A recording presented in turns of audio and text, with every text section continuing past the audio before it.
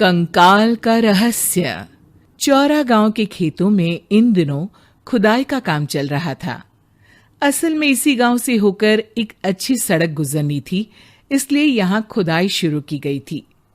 अचानक एक दिन खुदाई करने वाली मशीन से कुछ टकराता है।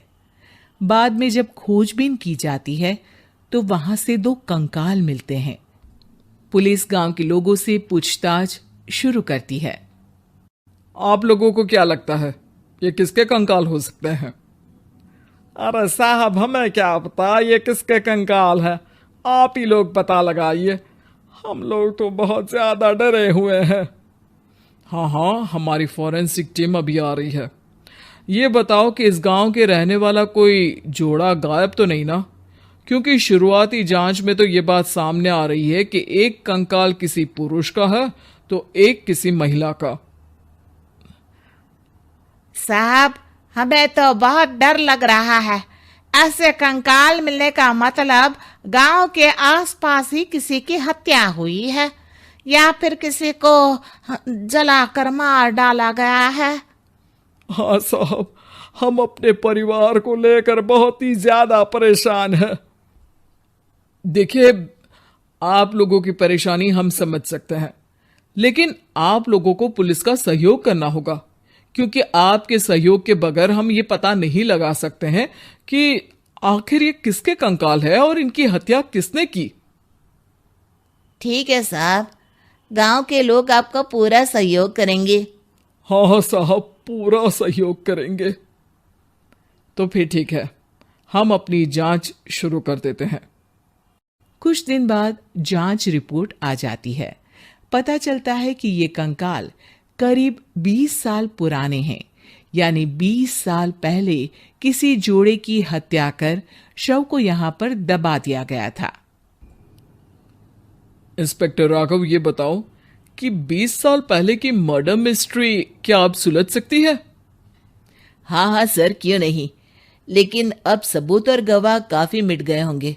मुश्किल तो होगी, लेकिन शायद किसी परिवार को इंसाफ मिल सके।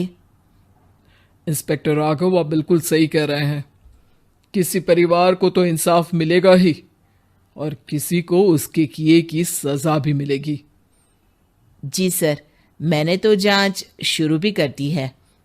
20 साल पहले इस गांव के 2 जोड़े अचानक कहीं गायब हो गए थे। मैंने दोनों ही परिवारों के बाकी के सदस्यों से बातचीत शुरू की तो उन्होंने बताया कि उनके बच्चे शहर गए थे, लेकिन आज तक वापस नहीं लौटे हैं। लेकिन ये दोनों शव किस परिवार के सदस्यों के हैं, ये कैसे पता चल सकेगा? सर, मैंने डीएनए टेस्ट करवा लिया है। आज शाम तक इसकी रिपोर्ट भी आ जाएगी। अच्छा, ठीक है। उसी शाम को सर, डीएनए रिपोर्ट के मुताबिक ये दोनों ही लाशें चौरा गांव के रहने वाले प्रधान सुल्तान सिंह के बेटे और बहू की है। लेकिन इनकी हत्याएं किसने की है, ये कैसे पता लगेगा? इसी का तो पता लगाने की कोशिश में जुटा हूं सर। आज सुल्तान सिंह से मिलने भी जा रहा हूं। मेरा बेटा और बहू तो मेरे लिए सिर्फ यादों में ही रह गए थे। हमें उनकी लाशें तक नहीं मिल सकी थी। आज 20 साल बाद उनके कंकाल मिले हैं। मैं अब किसके लिए जीऊं?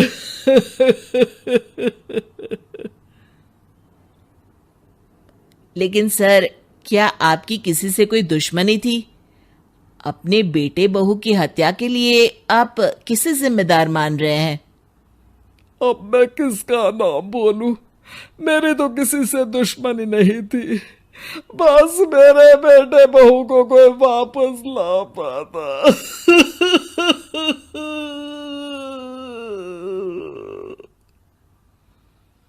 इसके बाद सुल्तान सिंह फूट फूट कर रोना शुरू कर देते हैं। सर, अब आप इनका अंतिम संस्कार करवा सकते हैं। कम से कम इनका शरीर ना सही, इनका कंकाल तो आपको मिला है। लेकिन हाँ, अगर आपको कुछ भी याद आए तो जरूर बताइएगा। मेरी तो बेटा अब उम्र हो गई है। लेकिन मेरे बेटे और बहू के हत्यारों का जरूर पता लगाइएगा, क्योंकि जब तक हत्यारे पकड़े नहीं जाएंगे मेरा मन नहीं मानेगा। सर, हमारी पूरी कोशिश रहेगी हत्यारे को पकड़ने की। लेकिन एक बात बताइए, उस वक्त आपको किस पर शक गया था?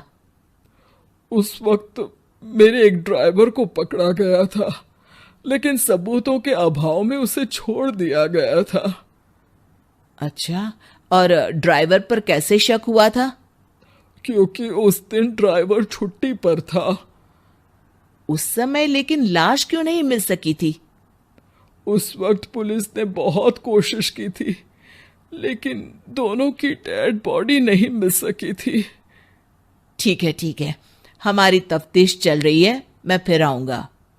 इसके बाद इंस्पेक्टर वहां से चला जाता है और सुल्तान सिंह अपने बेटे और बहू की याद में खो जाते हैं।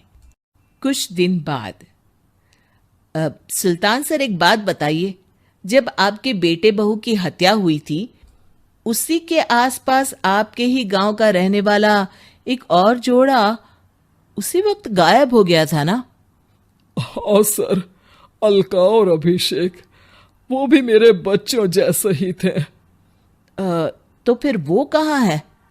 उनका भी आज तक पता नहीं चल सका, लेकिन बताते हैं कि कुछ साल पहले अभिषेक को गांव के ही किसी आदमी ने मुंबई में देखा था, लेकिन फिर वो गायब हो गया। यानी अभिषेक और अलका की हत्या नहीं हुई थी, बल्कि उन्होंने किसी वजह से खुद ही गांव छोड़ दिया था। हाँ, हो सकता है, क्योंकि अभिषेक मेरे बेटे संतोष का अच्छा दोस्त था और उसका मेरे घर भी आना जाना लगा रहता था। हो सकता है कि उसने मेरे बेटे और बहू के बारे में सुन लिया हो और ये गांव छोड़ दिया हो सकता है। उनके परिवार का कोई अब नहीं रहता क्या इस गांव में? अब तो कोई नहीं रहता। एक चाचा थे, लेकिन उन्होंने भी अपना पुश्तैनी मकान बेच दिया है। वो भी अब कहीं शहर में ही बस गए हैं। ओह, अभिषेक और अलका के बारे में भी पता लगाना होगा। हो सकता है कि वही इस हत्या के बारे में कुछ बता सके। हो तो सकता है, लेकिन वो बेचारे तो खुद ही वक्त के मारे थे, वो क्या बताएंगे। फिर भी सर, जब केस दोबारा खुला है तो जांच तो करनी ही पड़ेगी, और इस बार तो लाशें भी बरामद हुई है। कुछ दिन तक लगातार तफ्तीश चलती रही। एक दिन थाने से सुल्तान सिंह को फोन आता है। हाँ, कौन बोल रहा है? सर, मैं कांस्टेबल तुलाराम बोल रहा हूँ थाने से। आपको थाने आना पड़ेगा। थाने? लेकिन क्यों? सर, किसी की पहचान करवानी है। अच्छा ठीक है, मैं दोपहर तक पहुंचता हूँ। सुल्तान सिंह दोपहर में थाने पहुंचता है। कई पुलिस के अधिकारी वहां मौजूद रहते हैं। सर, आपके बेटे की हत्या का रहस्य आज शायद सुलझ जाए। अच्छा इंस्पेक्टर राघव, पर वो कैसे? सर, उस आदमी को देखिए, क्या वही अभिषेक है? सुल्तान सिंह की आंखों में हैरानी से आंसू आ जाते हैं। हाँ सर, यही अभिषेक है। ये आपको कहाँ से मिला? सिर्फ अभिषेक ही नहीं, बल्कि इसकी पत्नी अलका भी इसके साथ है। मैडम, जरा अभिषेक की पत्नी को लाइए। जैसे ही अलका को पेश किया जाता है, सुल्तान सिंह जमीन पर गिर जाते हैं। सुल्तान सर, क्या हुआ आपको?